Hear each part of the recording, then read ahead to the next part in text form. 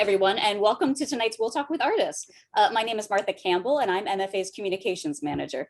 Our digital discussion tonight is with found object artist and couple Jeff and Kristin Bohlander. Jeff and Kristin met in college and have been creating a family and art ever since. They are both artist educators in the Maryland public school system and adjunct professors at distinguished colleges. I would also like to introduce the host of our show, Wil Scott. Wil is an art historian with an extensive career as a photographer and the former head of adult programs for the National Gallery of Art. So I think with that, we're ready to start. Wil? All right. Thank you, Martha. And it's so nice to see you again. We've had a little bit of a break because of Pain Annapolis, which absorbs all the energy of the staff and many of our MFA volunteers in June. Now that the holiday's over and everybody's rested up, we're ready to go.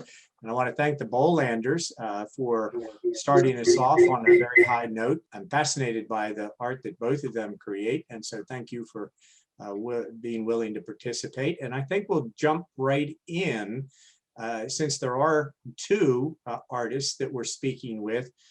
We've learned by experience that we need to move right along. So why don't we start with Kristin, if you'll say just a little bit about how you became interested in art and how you ended up as a professional artist and art teacher. Sure. Thank you so much for having us. This is a great opportunity. I really appreciate it. I have always been interested in art. I am a graduate from the Maryland Institute College of Art in general fine arts, and then moved on to further my education in different colleges to be an art teacher. And I have always loved working with art in different avenues, and that's why I became a general fine arts major, because I wanted to do printmaking, sculpture, two-dimensional art, the whole gambit. And I thought that being an art educator made me a well-rounded educator, because I had already had all the past experience of doing all the different, the different types of art. Well, just one quick question, if I may, about what you were just saying to us. Do you feel that your time in the classroom with your students informs your art currently, or in some way contributes, helps you in your studio? Yes and yes. Teaching elementary. Well, so I've experienced teaching all ages, preschool through senior citizens. I find that in my current job teaching elementary, students are not just confined to one little line, having it be perfect. Yeah. They think of the white space as being, the sky's the limit, and their vision and take on art is just really, it's inspirational. And so I learn a lot from how they look at art in a naive way. And I also bring in art that I make to the classroom, and I share with them the latest. During the pandemic, most recently, this was my classroom, my art studio. This is actually both Jeff and my art studio. It's broken in half, but this is where I taught visual arts to preschool through 5th grade for months on a computer. That was very challenging, but they would see as I was teaching my art in the background and how my art has evolved. And that was a real learning experience for them knowing that I not only am an art. Well, thank you for sharing that with us, because I always ask that, because as an art historian with advanced degrees, there are a lot of instances where one reads about, oh, we have to teach. Some artist will say, sometimes as an aside, and it takes so much time away from my studio. But when I've actually been interviewing artists who teach and continue to produce their own original work, everybody has said, oh no, it's very valuable to me. It helps me, see things in a different way through the eyes of the students, et cetera, et cetera. So I love hearing that from people like yourself. And now I ask exactly the same question, Jeff. How did you come to be a professional artist? And now does your teaching inform your work in the studio and your own creativity. Oh, yeah. Well, I completely agree with that. Definitely. You know, first of all, you know, I became interested in art very early on. And I in high school, and then went to Maryland Institute College of Art, where we met. I've taught at Maryland Institute College of Art in the illustration department, and I've taught at Shepherd and at Frederick Community College, as well as you mentioned, public schools. And I think the way that I think the things that I do in the classroom kind of bring me back to, certainly it keeps me in touch with all those traditional techniques that I can apply in my work, because you know, even going back to things like silk screening and you know, traditional drawing materials, I can apply that then back into my work, and it reminds me of that. But then it also keeps me, you know, thinking about things like you know, formal theories of art, as far as you know, the foundations and When, for both of, this is a question for both of you. Do you, in your teaching, now I know, Kristin, for you, you're very much more involved with younger children than Jeff, I think. Am I correct in that? Yeah. So do either of you bring in contemporary or historical art into your classrooms? All the time. oh, sure. Okay. And the reason I ask that is, do you feel that that kind of keeps you grounded or gives you context that you refer to in your own work? And I ask that because I see lots of associations with what I know about the history, particularly of modern art, in both of your bodies of work. Even though I teach elementary, I still like Jeff mentioned, teaching the basics. I teach them balance. I teach them how, when you look at a work of art, how does your eye work through the work of art? You know, all the different basics, basic skills of, you know, how to look at art, how to make art, things that no matter if you're in middle school or high school, when you look at art, yeah, it's a universal language. So, and I think, you know, the connection with art history just, you know, leads into contemporary art. So you bring it all, you certainly are connecting art history to all aspects of art. But then, you know, art history is history as well. And certainly I taught history and both personal history and family history, and as well as American history. I have one more background question I want to ask of you, because your work is so interesting. I don't want to spend too much more time before we let everybody have a good look and hear you talk about it. But your studio, just what's behind you, is so fascinating. And I can see the differences in what you're creating, and you're in the same space. So when you're working, do you set aside separate times, or do you talk to each other when you're working, or do you sort of turn your back and do your own thing and talk later, or how does that work? This is actually my space, and his space is behind the computer.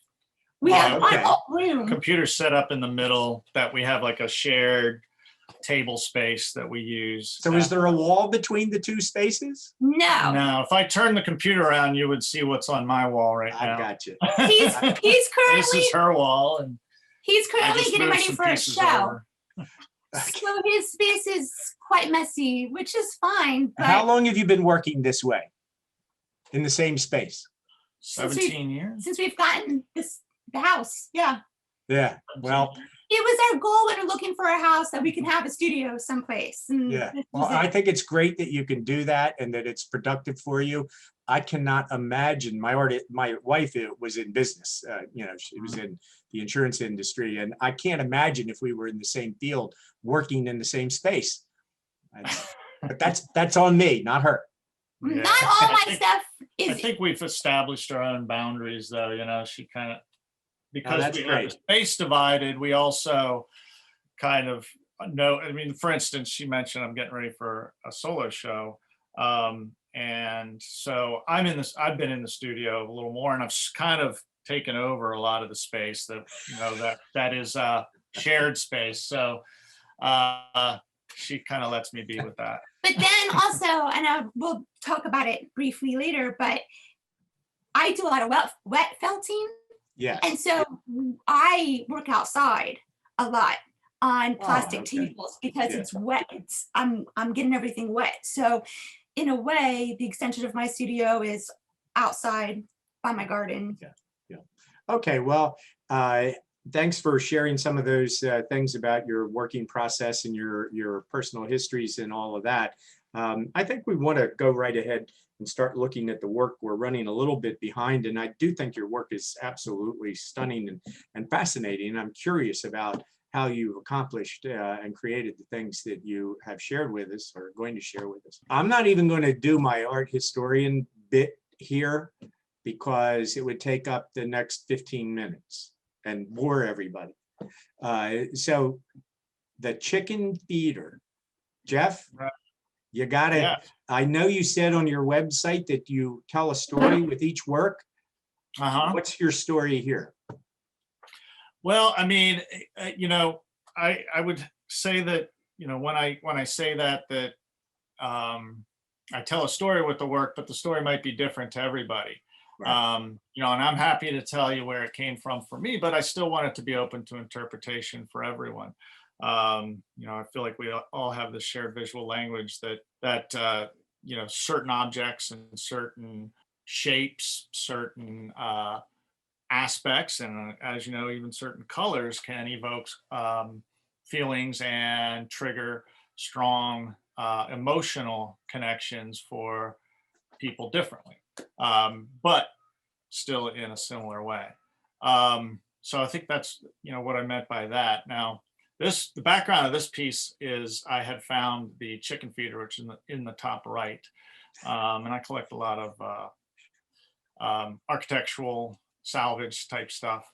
So we've got that, and then we've got a spindle there from a house, staircase or something like that. I'm not exactly sure where it came from, but that was just found. And there's a screen print in there of the angel, and there's a screen print. Well, there's a ghosted screen print in the bottom, near the bottom right.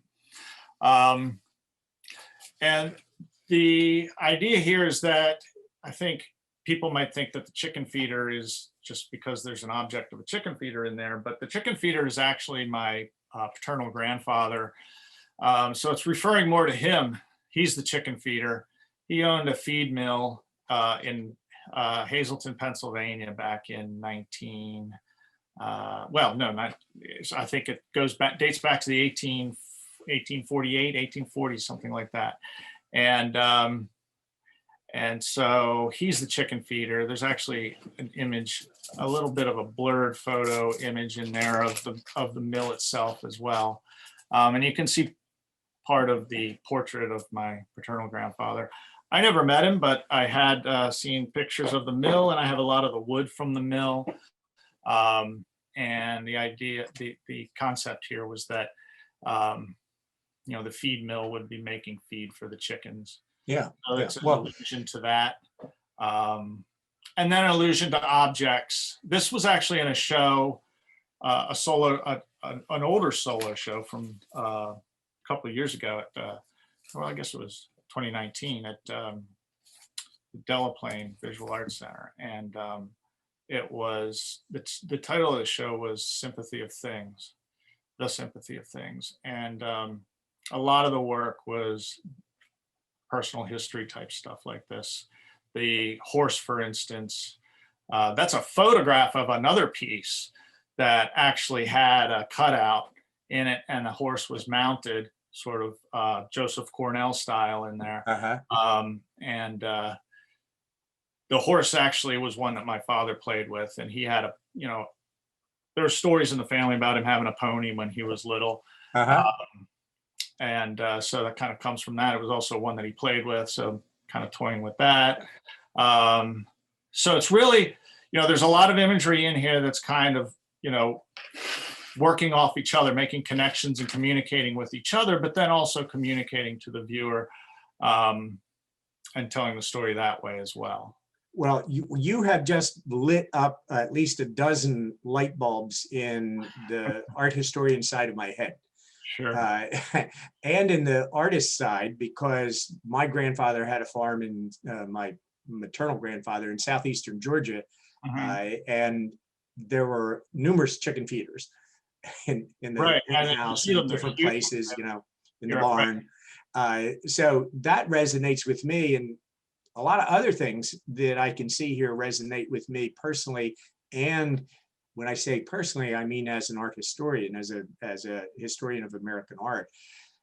How conscious of you were you in making this piece or any of the others of historical figures like you referenced Cornell, so obviously that's in your brain bank, memory bank.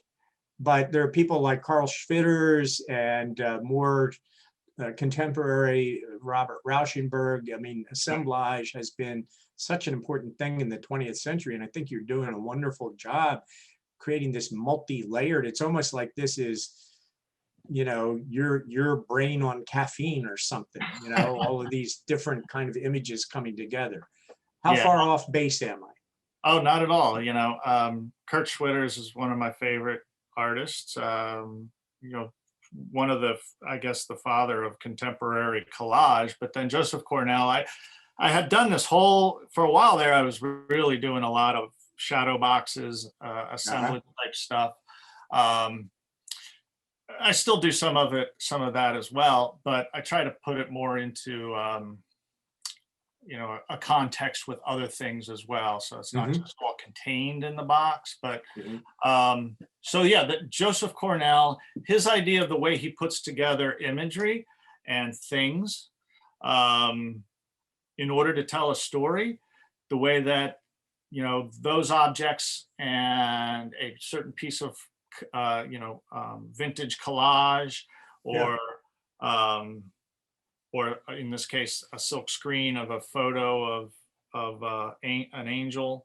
All those things start to come together to tell that story about what it might have been like for my father as a child, 5-year-old having a pony and then also having a toy pony and having that,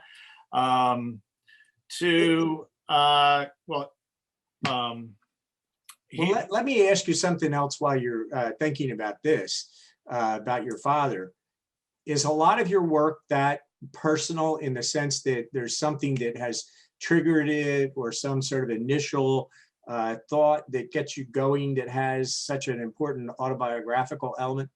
No, not always. This particular show, a lot of the work was that way, but it's not always. A lot of it might be a contemporary concept that I'm thinking of. A lot of it comes from just having just being surrounded by, I mean, like Kristin said, my studio is a mess right now, but if you could see my studio, it's, I've got objects, I've got, collage elements, I've got flat files and drawers and file cabinets of things that I can go through. And that starts to, well, this makes a connection with that. And this is telling something. This could be interesting, that type of thing. So that, I think part of it is surrounding myself by that, and then also wanting to be able to, that might spark an idea for a piece, or it might just be something that I say, well, let's see if I start with this, where it can take me. So I might start thinking of something. For instance, this piece, I was planning on doing a series of pieces based on angel statuaries. And so I had taken all the photos, but this is the only one I ever did. Actually, I used this particular silk screen in another image, but I never really went anywhere with the other photos. And I may go back to it sometime. Jeff, I'm hearing you say two different things, and I want to know how they intersect or impact one another. One sounds like it's very intuitive, very organic. It has to do with, it's very spontaneous. And then the other thing, when you reference the angel and your thought about doing a series related to images of angels, that's more the way I think a lot of us think about an artist. An artist has an idea and then thinks about how to represent that idea in whatever media they're using. So where do you come down? That is, I think, as an artist, a spectrum. But where do you come down? Is it really intuitive and spontaneous the way you spent more time talking about it?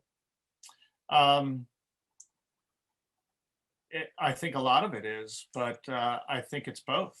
I guess I like the way that you described it as it being a contradiction. That's a great description of it. You know, it's like, you know, it makes me think of controlled chaos. You know, there's a certain sense of, you know, there's these things and elements that I want to be able to grab people's attention, but then some of it might be also, you know, a splatter and a drip and the way that I start to arrange things. Okay, I want to move on to some of the other work, but when you said controlled chaos, I was going to say that I think you are referencing a lot of very big names and reputations, and you're doing it very successfully. And that might be what it is that you're doing. Because I can see this as controlled chaos. It's not really chaotic, even if that's what it looks like at first glance. At least I think I see the thread even before you explained it so well. So let's go on and take that idea of controlled chaos and look at the next piece. Do you think that's applicable here? Sure. Yeah, well, this one, this one started out more as intuitive. I started out with, you know, the background being, you know, just putting together collage elements and, you know, bits of paint and getting a color scheme together. And then I added the Ferris wheel, which brought it all together. That's a photo of Ferris wheel from the Great Frederick Fair. And I made it a silk screen of it. And then there's a ghosted image of the silk screen below. Actually, just a bad silk screen. You know. No, now let me that interrupt actually there. worked really well. So that was like a happy accident. Yeah. Okay. And that's why I don't want to say a poor silk screen, because that's not the point. Technically, what it's you know, how good a silk screen it is technically. But is the black and white image also a silk screen, or is that just a piece of news, you know, a photo from your newspaper, local newspaper? You mean the black one? That's a silk screen, yes. That's also a silk screen. Yes. Yeah, they're both from the same screen. Yes. Yeah. Okay. I discovered that having too much texture on a painting kind of creates a bad flow of the ink from a silk screen. So I actually did the yellow one first, and then I, you know, fixed up the screen, and I think I actually had to redo the screen and re-burn the image and everything, but and then I got the black one. Okay, well, I think it's a very dynamic image, and it balances abstraction and representation in a kind of an evocative way. Now I'm going to do something really pedantic, just because I'm being selfish and I'm an art historian. Just quickly tick off some of the different materials that are visible here on the surface, if you would. There was probably more in the last slide, but in this one I've got, well, we have a torn up t-shirt that was used as a studio rag. Where's that? On the right side. Okay. It's got some white paint on it too. On the right side and the bottom right. Actually, and there's a couple pieces of it. There's a couple different ones. Because there's a gray t-shirt at the bottom there too that had a print on it. And then we've got the I see some corrugated cardboard just to the left of part of the what I think is part of the t-shirt, and then these blue, sort of blue-gray areas. Is that some sheet of like construction paper that you Yes. decided to repeat? That's acrylic. Uh-huh. That's paint. Okay. And there's some areas of, oftentimes I'll use clothing patterns, the sheer clothing patterns that Uh-huh. create this nice, translucent feel when they're glued down, and you can see all the other stuff, it helps me layer it. Yeah. I started doing that with one where, the clothing pattern was something related to my daughter, and it was a piece with her, and it was the clothing pattern of a dress. But then I started using it just as a way of breaking up my composition as well. So I would start, maybe start with a layer of some paints, and then some collage, like book pages. Yeah. I'm sure there's some of that in here too. Do you ever do any photography? Oh yeah. Well, I mean, that's my photography of the. No, I mean photography that you then either provides some inspiration either to the process or the content of your work, or that you actually incorporate.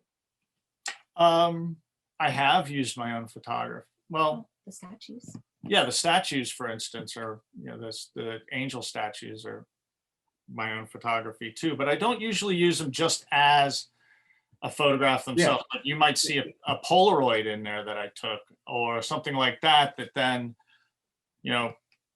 acts as a, another phrase in the story, I guess you could say. Well, let's go on to the last of your images, because we certainly have a lot to talk about with Kristin. And I love the title. I mean, I would love this work, I think, even if it wasn't so visually compelling, just because of the title, Full of Mumbles, Fundamental, and Astounding.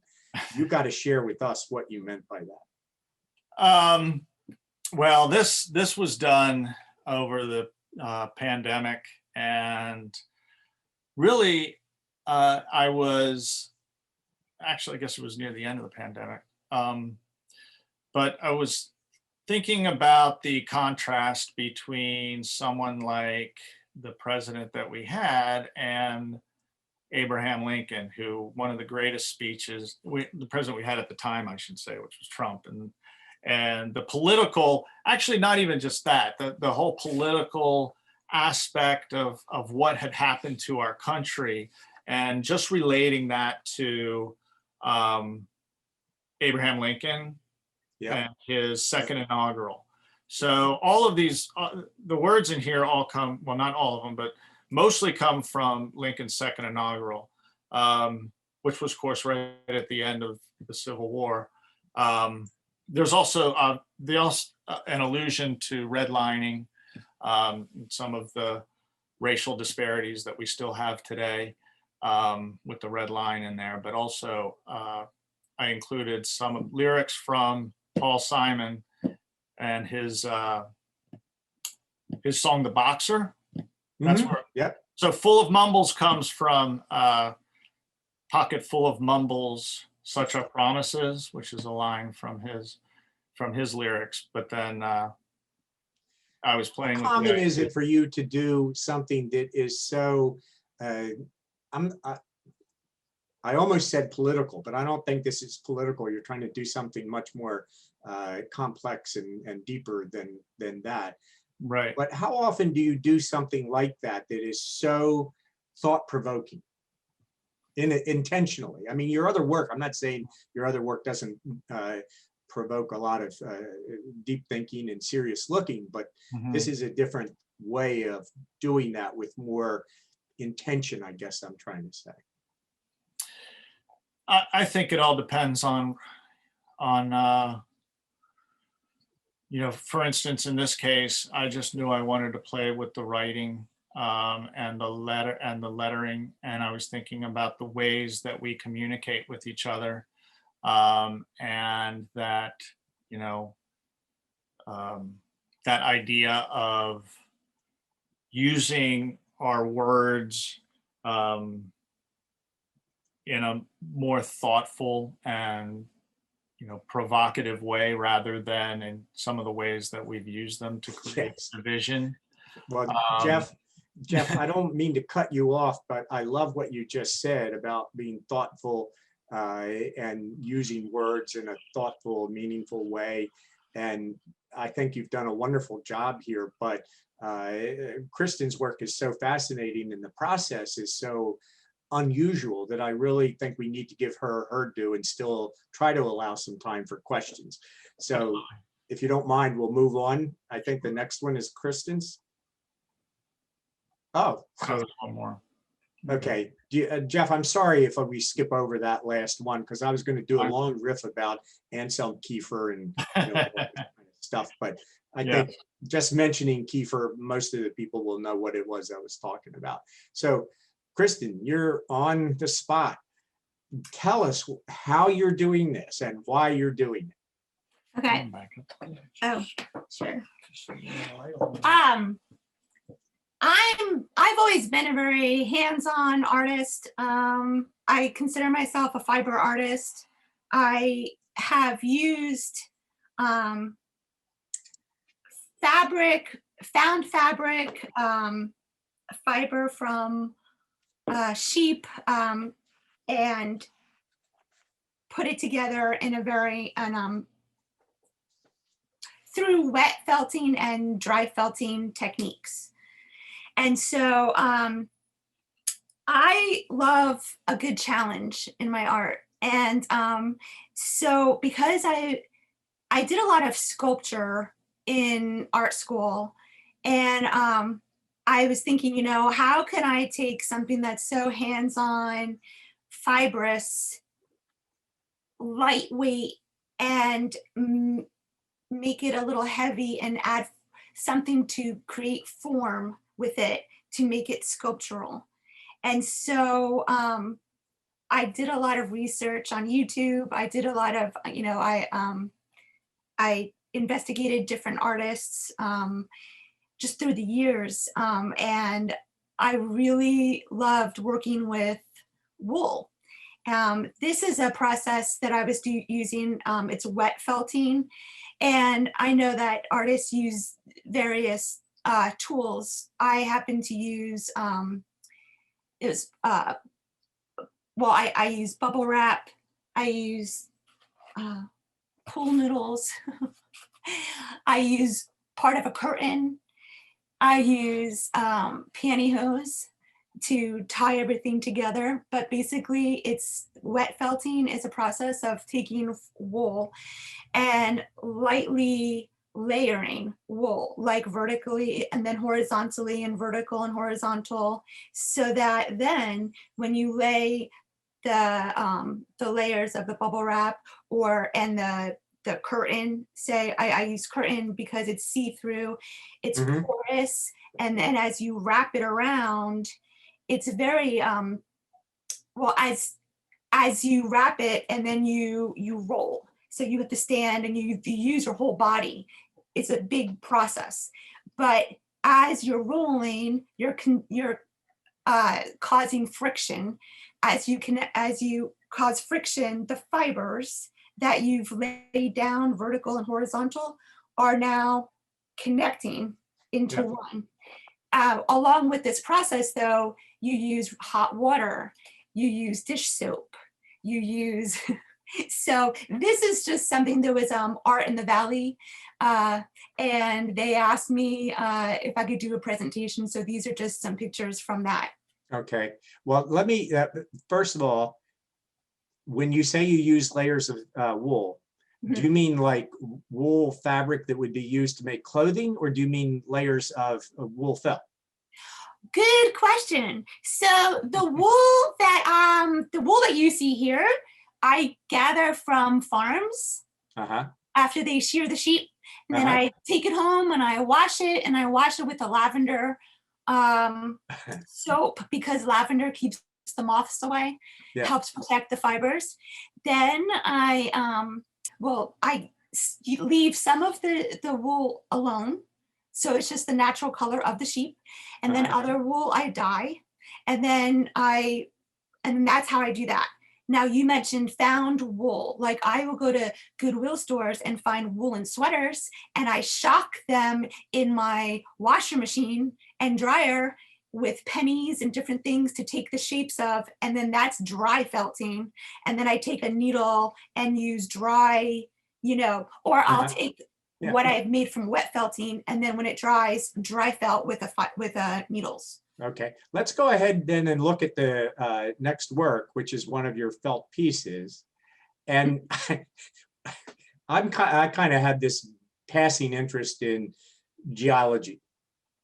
That was my science in college that I was required to take. And I, with a visual memory, was very good at identifying different minerals. That was the pop quiz kind of thing you got in Geology 101.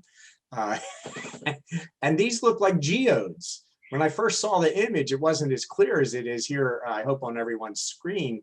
So was that any part of your thinking when you created these? And if not, what did make you think of these forms? Interesting you say that. I did not think of geodes when I made these, but I do collect rocks from around the world. I have my collection. Someone goes to Australia, they bring back a rock. I'm just fascinated with actually holding a piece of a country in your hand. Yes, these are both from Colorado. Yes, very cool. So, but I was thinking about pods. So basically in school, I started making art about the body. Then the body as a vessel, and then the vessel, and then I incorporated my interests of like, I love going hiking in the woods, gardening, things. And then I think of the vessels that you see around you in nature. And then, then why not use nature in the creation of the works of art? So these are eggshells. And then the eggshells are dipped in wax. Wow. That then, yeah. But when I mentioned challenge before, I love to challenge myself. So some of the pieces in the wool are in the eggs itself were wet felted, and some were dry felted. That I just put these scraps together, and it's fun. I'm like, how can I connect it into making this like pod-like object? But the challenge is, how do I use a needle and felt in a tiny little area that is made of an eggshell and not crack the eggshell? Well, let me ask you a couple of real simple, straightforward questions before we go on to your next piece. The way that we see the arrangement in the image on the screen, is that the way you want it presented? Or if someone purchased this or it was in an exhibit, what would you think if people started to rearrange the pods? Okay. Great question. So I've displayed them in multiple ways. I started making these. I had a solo show at the Delaplane Visual Arts Education Center in Frederick, and my lovely husband built, because he does a lot of helping me with displaying, but he helped me make really long, skinny shelves. And it took up a whole wall. So when you walked into the gallery space, what you first saw were like little shelves of hundreds of these pods. Wow. And I didn't think that people would buy them. But then as I came back, I would see little red dots of, that. But so anyway, I always lots of times work in series. So by you seeing the pods, it's like my train of thought. Like you're entering my brain. Like you're looking at, wow, this is, and because I can never just do one thing. It's like, and it's kind of like me being scattered minded. Like I'm doing one thing, but then I think of another thing, and then I think, Yeah. but and I get it. It's exciting for me. I'm like, oh, but then I can do this, and then I can do that. So it's never displayed the same. So it's never just like, see, he helps me. He helps me to get grounded. So I have displayed them where you can look at them horizontally, as far as you could see, with a whole line of them. Or Wow. I've displayed them on a pedestal. So in this way, I feel like my art is kinesthetic. Yes, yeah, It's that's moving. beautifully explained. And now I feel like I really have an ability to even more completely appreciate what you're doing. And I want to just mention something. I was recently in Little Rock, Arkansas, to see the state capitol, and there's a display on the floor in the rotunda, just beneath the portrait of Bill Clinton, and it's called Acorns. And what it is are these fabric woolen acorns that are handmade, and they're all natural colors, but they're arranged so that from above it looks like an American flag. Oh, really neat. And the concept of the artist was these acorns are like going to a community and planting the seed of a good idea that will make the community better. So if you're not aware of it, I imagine I have a photograph I could send you, but it's probably on their website, because they're obviously really trying to share this with the visitors to the state capitol building. That would be great. Before we move on to the next slide, I know we're in a rush, but there is if you can see this one pod with the green. No, they can't see you. Oh, they can't. Okay. Well, I can see your arrow, but you it's see my not arrow? on the image. Okay. That's what. Well, that's how I used to teach with the arrow. This one pod here, this is just an example of some dry felting. So I'm looking at a pod. If you go look down at the slide, there's like a pod with pink in it, but there's one above it that's like a round green. Yes. So yes. I see. that, yes. Okay. So that is just an example of how, before I said, like, I would take some woolen bits and pieces of woolen sweaters, put marbles or pennies with rubber bands, and then shock it to make that shape. And then they'd come out, I'd take the rubber band off, and then that would take the shape of whatever I would form it underneath. Not for all of them, but for some. So that was just an example. Before we move on, I have to say one thing, or ask one thing, and please don't be offended. Have you ever seen the movie The Invasion of the Body Snatchers? An old school science, you're probably too young. When I was a kid, it was a very popular movie, and then there was a kind of a remake. Anyhow, I hope you don't mind, but this idea that something might emerge from these, I think comes first to me because of your work, your creativity. But a few minutes later, I'm thinking, oh, that's kind of like the Invasion of the Body Snatchers. They arrived in pods, and then they hatched out as duplicates of a person nearby. Interesting. Just something else to think about. So next image, please. So with the challenge, then I thought, well, so the large piece is actually the piece that's behind me. But how could I challenge myself? I was working so small. How could I challenge myself to wet felt a piece that's almost the size of me? And so the natural fibers that I have in the center with the whites and the browns, that's just the actual color, and the dark brown of the sheep itself. Some of the colors are just really beautiful, and you just want to keep it as natural as possible. And then the other, other areas I dyed, and then I put them together.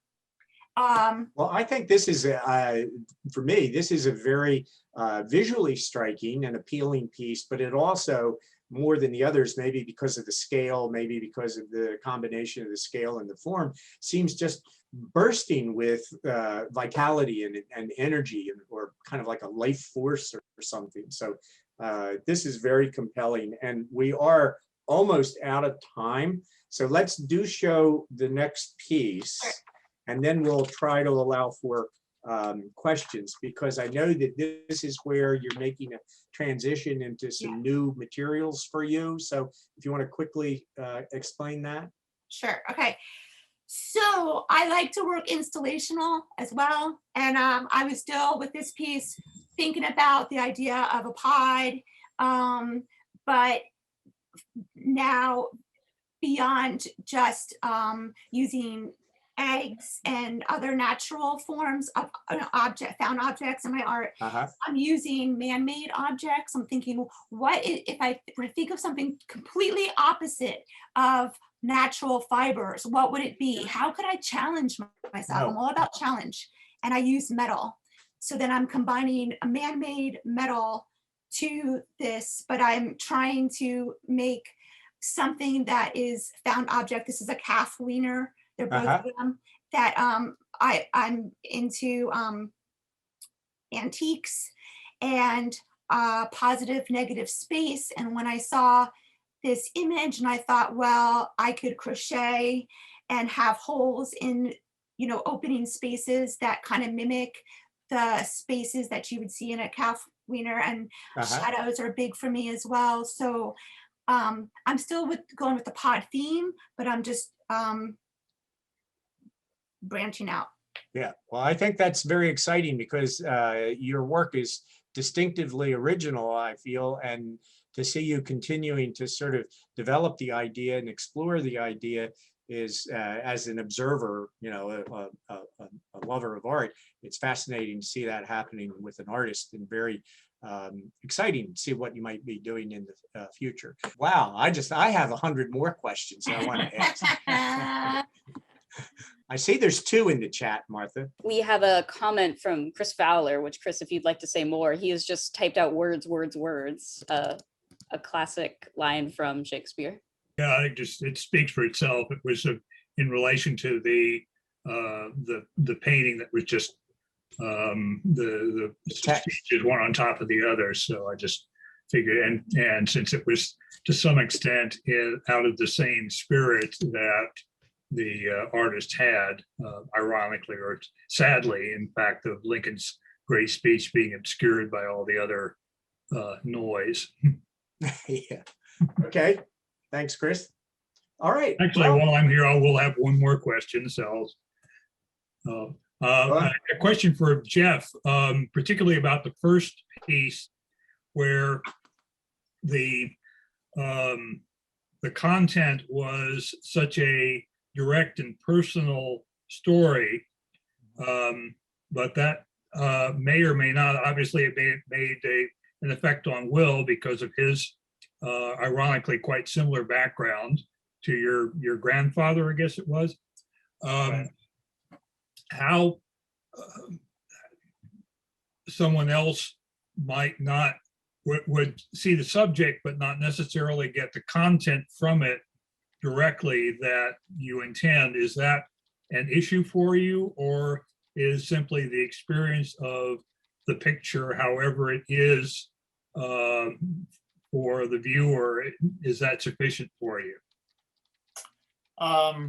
Well, I would hope that it would still evoke some meaning in, that's what I meant by, I guess, that, the story might not be the same to everyone. I don't necessarily want the viewer to come to my work and say, oh, this is what the artist meant. This is the only way that I can interpret it.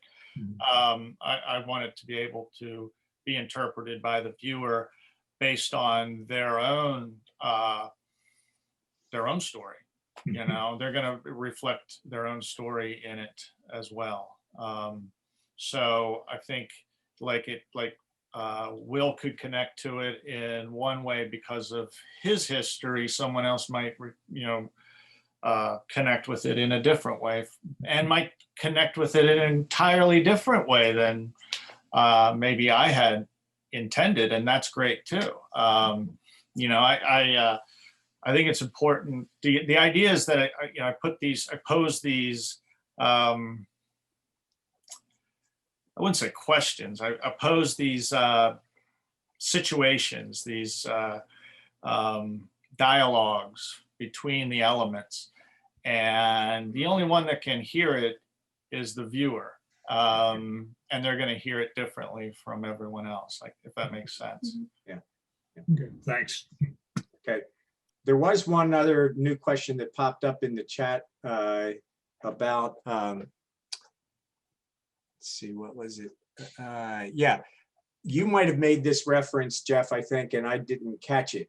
The question is, maybe I'm just a city girl, but what is a calf wiener? Oh, that was for me. Okay. So, basically, I didn't know what it was when I first saw it at the, so we go to a fabulous place in Hagerstown called Junk Works, and there's such history with everything you touch, but it was something that you put on calves to help wean them off of their mothers. And so, in a nutshell, that's what it was, but it's that they don't make them like that anymore. That was like, it was like a muzzle. Yeah. Yeah, so they can't nurse.